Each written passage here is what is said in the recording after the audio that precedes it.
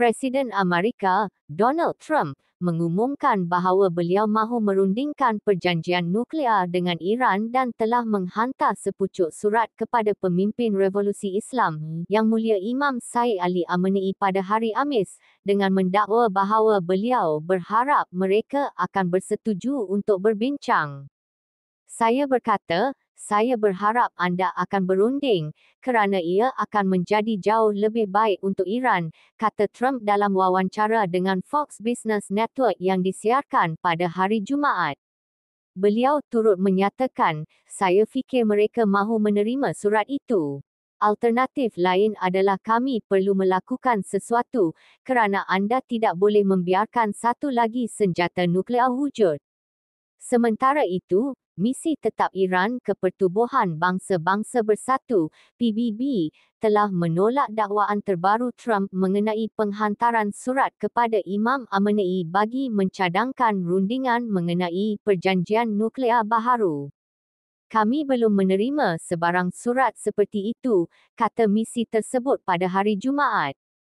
Pada bulan Februari, Imam Khamenei berkata bahawa pengalaman telah menunjukkan bahawa rundingan dengan Amerika tidak memberi sebarang kesan dalam menyelesaikan masalah Iran.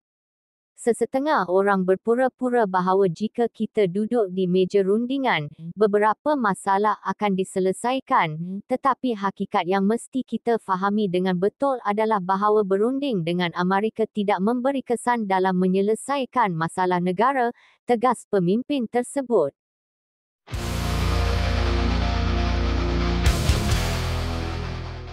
Menteri Luar Iran, Abbas Araghchi, menegaskan pendirian tegas Iran mengenai Palestin dan menyifatkan sokongan Tehran sebagai tidak dapat dipertikaikan.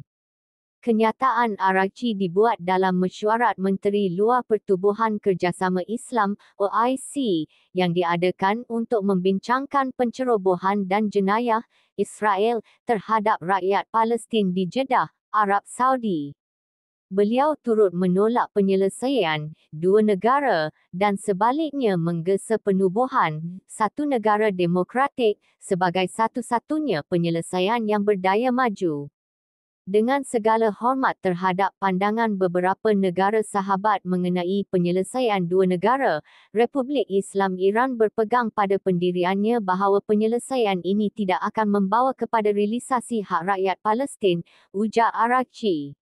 Beliau turut menegaskan bahawa Iran menyokong penubuhan sebuah negara demokratik tunggal yang mewakili semua penduduk asal Palestin serta menjauhkan Tehran daripada sebarang rujukan kepada kerangka penyelesaian dua negara dalam mesyuarat tersebut. Menteri Luar Iran itu juga menyoroti kesakitan dan penderitaan yang tidak dapat digambarkan yang dialami oleh rakyat Gaza sepanjang 16 bulan peperangan genosid Israel, di mana angka kematian telah melebihi 48,446 orang, dengan majoriti mangsa terdiri daripada wanita dan kanak-kanak. Situasi di Palestin, terutamanya di Semenanjung Gaza, adalah perkara yang sangat membimbangkan. Krisis ini bukan sahaja bencana kemanusiaan tetapi juga satu ketidakadilan besar terhadap sebuah bangsa yang telah dinafikan hak asasi dan maruah mereka selama lebih 7 dekad, serta menjadi mangsa pencerobohan dan penjajahan yang berterusan, katanya. Beliau turut mengecam sokongan tidak berbelah bahagi dan tanpa syarat daripada Amerika dan sekutunya di Barat terhadap Israel dalam perang ke atas Gaza. Dengan merujuk kepada sokongan ketenteraan, kewangan dan diplomatik Washington terhadap Israel, Araghchi menegaskan bahawa perkembangan di Gaza jelas menunjukkan keterlibatan Amerika dalam jenayah yang dilakukan oleh entiti Israel. Beliau turut menyatakan bahawa Israel, yang semakin berani dengan sokongan ini, telah melakukan kekejaman yang tidak dapat dibayangkan, yang memenuhi semua kategori jenayah antarabangsa utama termasuk jenayah perang, jenayah terhadap kemanusiaan, pembersihan etnik, diskriminasi kaum, dan genosid. Namun begitu, beliau menekankan bahawa walaupun jenayah perang dilakukan di Gaza, Israel terus terlepas daripada pertanggungjawaban, menikmati impunitas terhadap pelanggaran undang-undang antarabangsa yang jelas.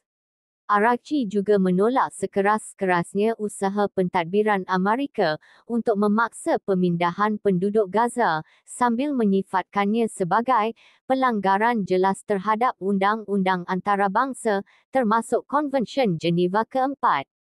Beliau menegaskan bahawa sebarang usaha untuk mengubah struktur demografi dan budaya Palestin yang diduduki adalah tidak boleh diterima dan bertentangan dengan prinsip keadilan serta undang-undang antarabangsa. Iran juga sangat prihatin terhadap implikasi politik dan kemanusiaan daripada tindakan sedemikian terhadap rantau ini dan dunia. Ia bukan sahaja menambah penghinaan terhadap luka yang dialami oleh generasi masa kini, tetapi juga menjamin kesedihan yang berpanjangan untuk generasi akan datang, tegasnya. Dalam ucapannya, diplomat Iran itu turut menegaskan hak semula jadi rakyat Palestin untuk mempertahankan diri daripada pendudukan dan pencerobohan Israel. Beliau menekankan bahawa hak ini termaktub dalam undang-undang antarabangsa dan tidak memerlukan kelulusan daripada mana-mana kuasa luar. Araghchi mengkritik negara-negara barat kerana membenarkan jenayah Israel atas alasan mempertahankan diri, tetapi pada masa yang sama menafikan hak yang sama kepada Kumpulan Perlawanan Palestin. Beliau menggesa masyarakat antarabangsa untuk menolak naratif yang mengelirukan ini dan mengiktiraf Kumpulan Perlawanan Palestin yang ditubuhkan untuk menentang penjajahan, apartheid dan pencerobohan sebagai entiti yang sah di sisi undang-undang antarabangsa. Diplomat Iran itu turut menggesa pelaksanaan sekatan kolektif terhadap Israel serta ke atas semua syarikat dan entiti yang secara langsung atau tidak langsung menyokong dan mengekalkan penjajahan serta jenayah Israel. Beliau menyeru agar sekurang-kurangnya negara-negara anggota OIC melaksanakan langkah-langkah sedemikian sebagai cara untuk memberi tekanan kepada entiti Zionis agar menghentikan jenayahnya terhadap rakyat Gaza dan negara-negara lain di rantau ini. Menyoroti sekatan hampir seminggu Israel terhadap bantuan kemanusiaan ke Gaza, Araghchi menekankan keperluan mendesak untuk menyalurkan bantuan bagi mengurangkan penderitaan rakyat Palestin. Beliau mencadangkan agar usaha ini disertai dengan penubuhan kempen antarabangsa yang diketuai oleh OIC bagi membiayai pembinaan semula rumah, hospital dan infrastruktur penting di wilayah yang terkepung itu.